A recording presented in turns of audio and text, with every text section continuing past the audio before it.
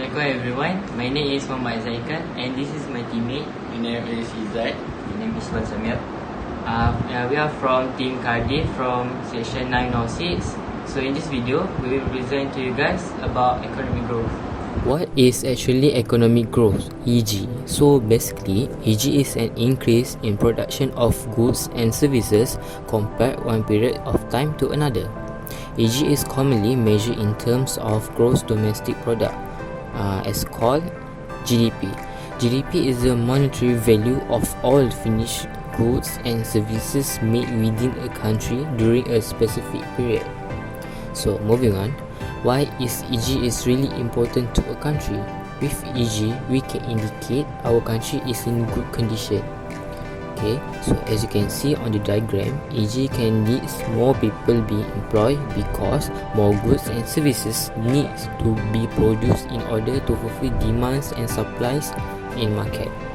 Next, everyone's life is better in EG, so government can increase the value in tax which they can use it to increase and upgrade public goods.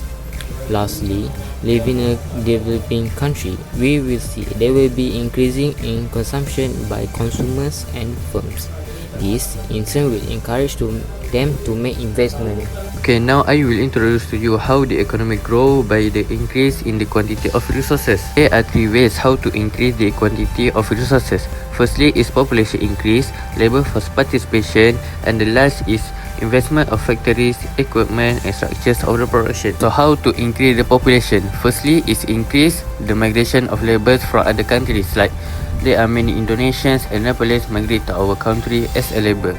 There is also a natural rate of increase in population due to high birth rate and lower death rate. When the all people live longer and the rate of newborn increases, the total population will also increase. So for the labor force participation, how to increase the number of laborers in economic? The way is with the shorter education period. It will allow students joining the labor force at a young age. So the labor force participation will increase and the production will also increase. Lastly is the investment of factories, equipment and structure. So when the economic use the new technology and more capital goods, the production can produce more goods and services and the production will increase. The second basic source of economic growth is increase in the quality of resources. The definition of improvement in the quality of resources is higher or better quality of resources will increase the production of all goods and services in the economy.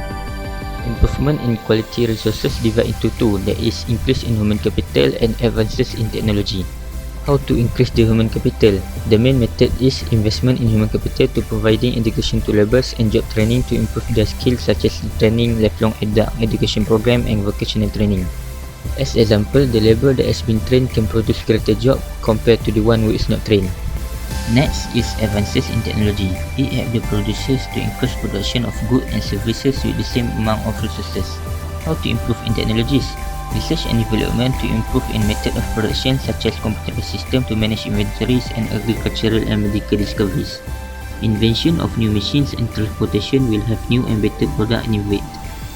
As example, the Industrial Revolution created one of the greatest economic growth in histories, such as machine replace human and animal for production and transportation become faster and less expensive. As conclusion, we can see that EG brings positive impacts like increasing the standard of life and reduce poverty.